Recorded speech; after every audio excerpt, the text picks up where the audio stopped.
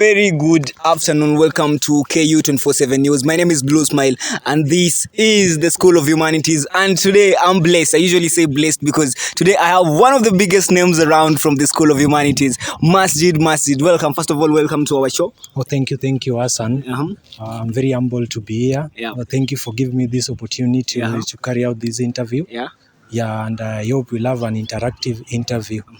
Thank you. Of course, Masjid, the name Masjid. I believe that Masjid is not just a leader who came out and people knew him from maybe in university. Masjid has had a story. Maybe tell us about the leadership journey of Masjid.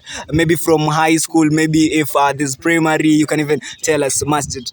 Okay, from primary, I've never been a civilian. To me, I've been a student leader.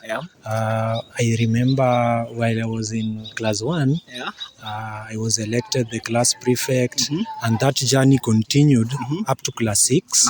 So I was a class prefect from class 1 to class 6.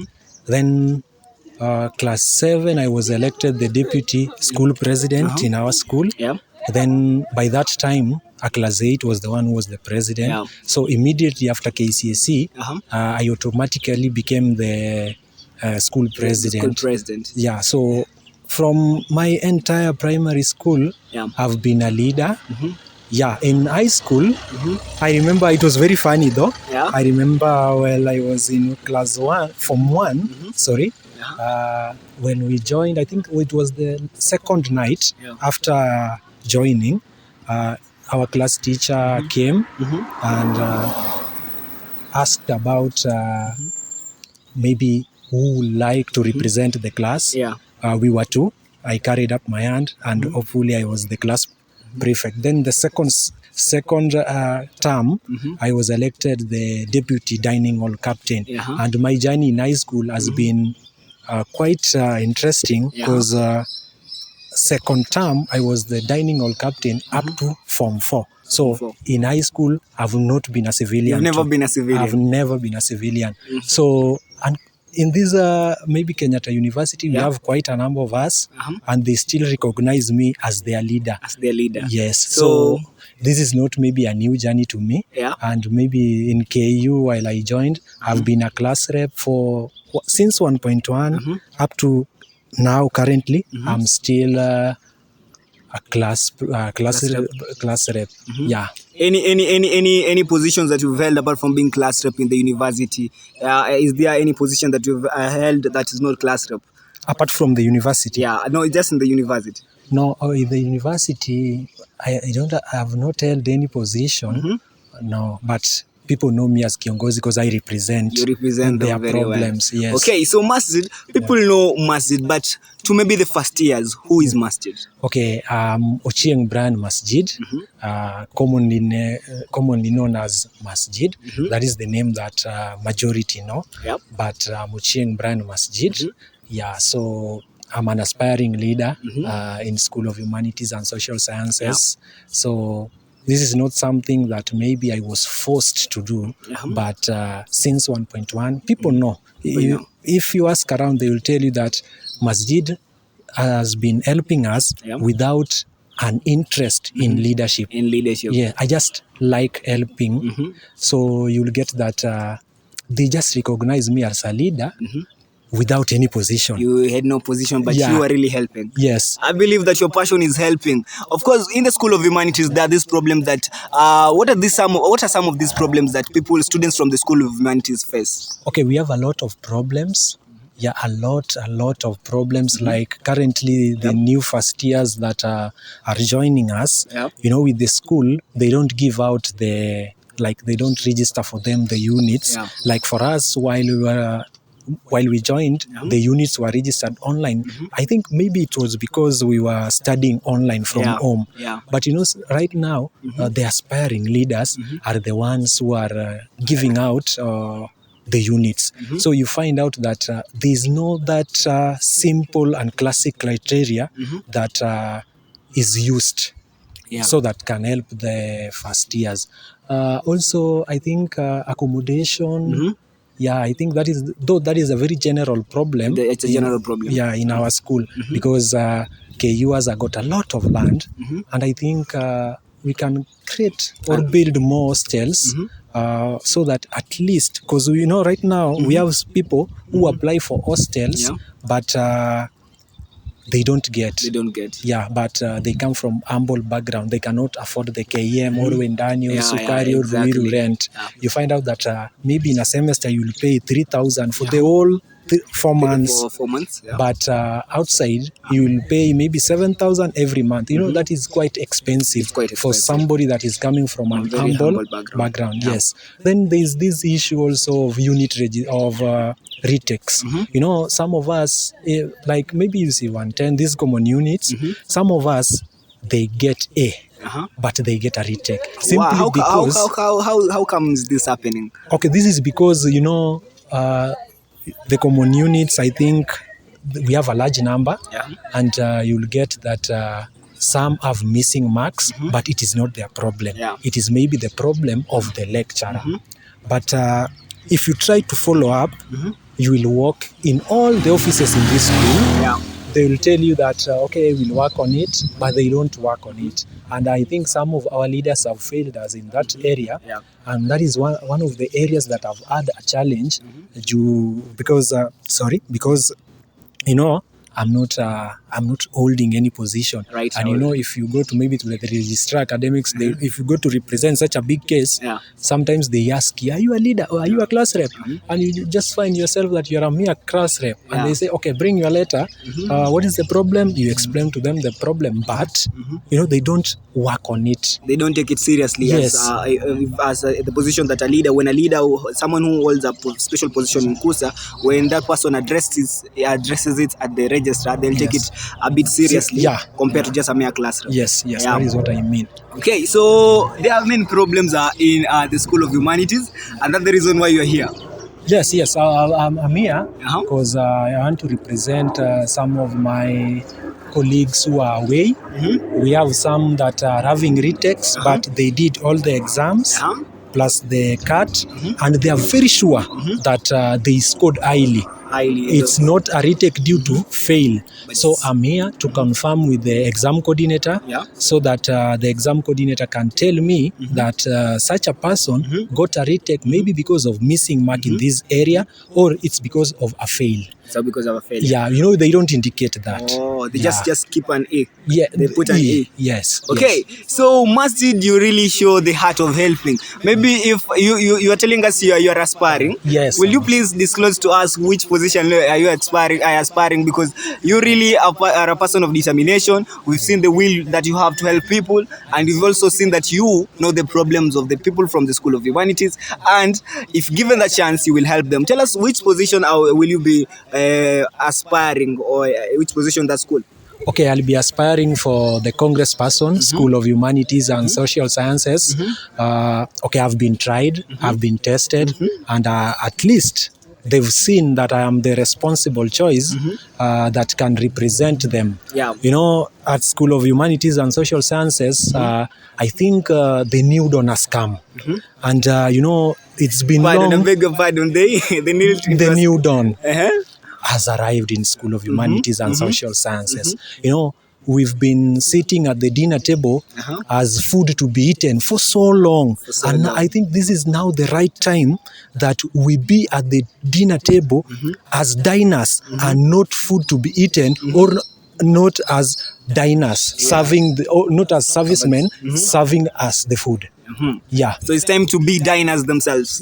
Of course. So Masjid, we know that there is competition. Yes. We know that many people are saying this or that. But what is that word to those people who see you as a threat? Okay, maybe you just work for the comrades. They will love you. They will love your work.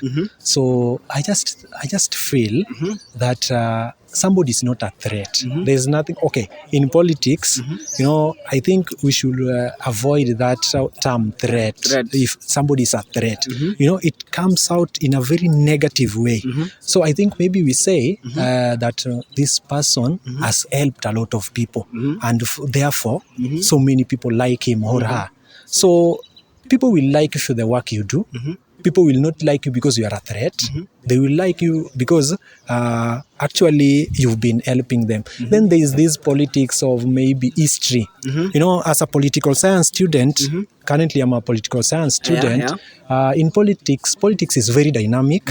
So somebody is not supposed to use politics, maybe to use history in politics, because politics is dynamic.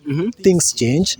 You can not say that last time because this person failed, this time he or she will fail. There is nothing like that in politics. You know, if you win the heart of the people, if you work for them, automatically you will get the position, regardless of maybe for the year you are in, or maybe the appearance, or maybe the way you dress. You know, we don't.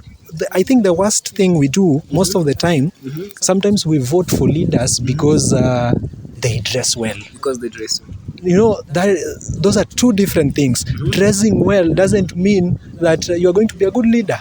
Yeah, we have people who dress in coats, but they are not leaders. They don't work. So I think this notion of kiongozi ni kuvaa suti. No, I think that's a very wrong notion. It's and a it's very a very misguided mentality.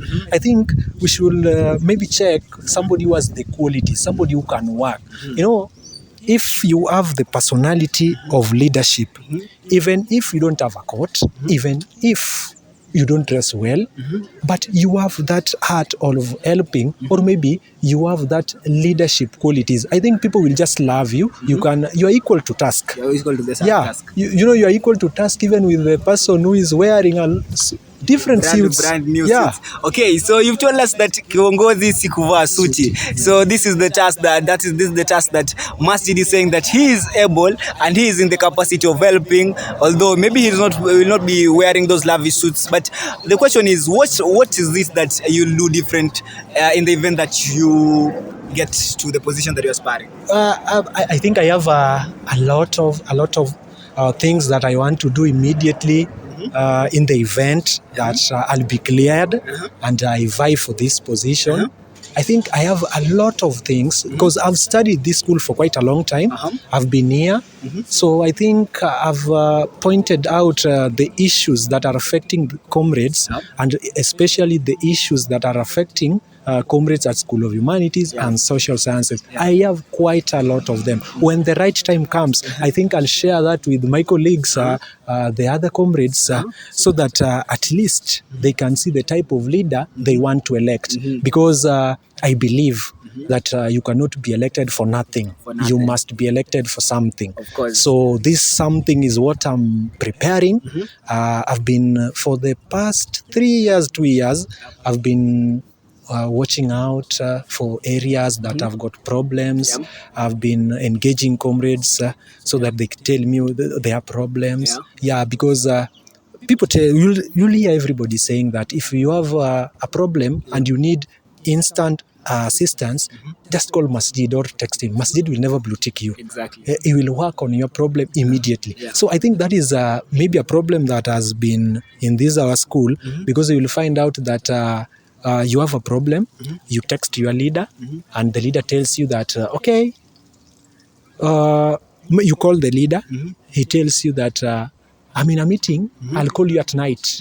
Then at night, he never calls. He never calls? Yes. You send a message, he or she replies after 1 week, 2 days. So that is a problem I think that I will really work on. Because, you know, some of us, we have issues that need to be acted upon early enough. You know, somebody might be having a problem somewhere, but the problem is quite serious. The problem cannot wait. But, you know, many a times, I think, not once, not twice, but times without number, we've seen comrades calling off because of maybe the problem wasn't acted upon. Maybe he or she called the leader, but the leader wasn't available. But, you know, the leader says that he's not available, but the leader is around. So you wonder, why was he elected in that position? Yeah. So I think these positions is not ceremonial, that you are just there, you are a ceremonial congressperson. I think this position, you are elected there to do something, at least represent the comrades, work on their problems. If you work on their problems, at least one day, if you go maybe in an office and you'll get them there, you'll get a CEO, one of the students that you represented. He or she will tell the colleagues that, you see this guy, this guy is the one who helped me. I am to get where I am today. Yes. Yeah. So at least it is not all about school.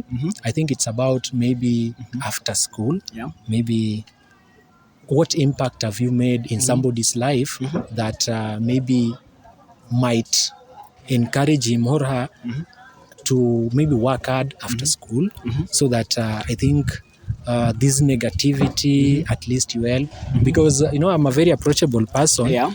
I also do counseling. I did counseling. I also do counseling. So many issues, comrades find that Masjid is somebody you can share with secrets, some confidential stuff, and the stuff won't be shared with another third party. Yes. Of course, Masjid, you one of the best. So let me give you this chance to talk to the comrades, your fans, people who are following you, people who love Masjid, or people who might be discovering Masjid. One last word, one last message to them. Okay, basically, because this is an institution, I want to tell every comrade that make the main thing to be the main thing. The main thing was academics. So if you are here, make sure that you are working towards your goal. Most of us are here because they want to be something in future. Don't just be here because you want to enjoy the life at the university. Make sure that once you are here, you are working towards your goal after school. What do you want to be? So it's not all about just enjoying life at the university. To my fans, I'm not going to disappoint you. I'll keep on. You can share anything. If you have a problem, you can just get in touch with me. I'm a very approachable person. Maybe to those who do not know me, or maybe those who haven't interacted with me, I think you can get my number. If you have any problem, you just call, just send a message. I don't blue tick. I'll act upon your problem. If I'm busy, I'll just send somebody, or maybe I'll work on it immediately. So thank you for this chance.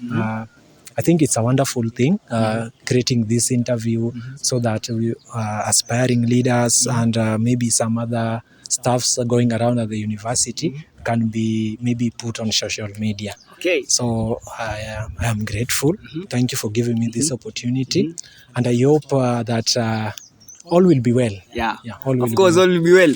Masjid, thank you very much for having us. Or thank you very much for giving us this chance. Thank you very much. Keep watching KU 24/7 News. Behind the camera is Vin Wasike. Have a good time.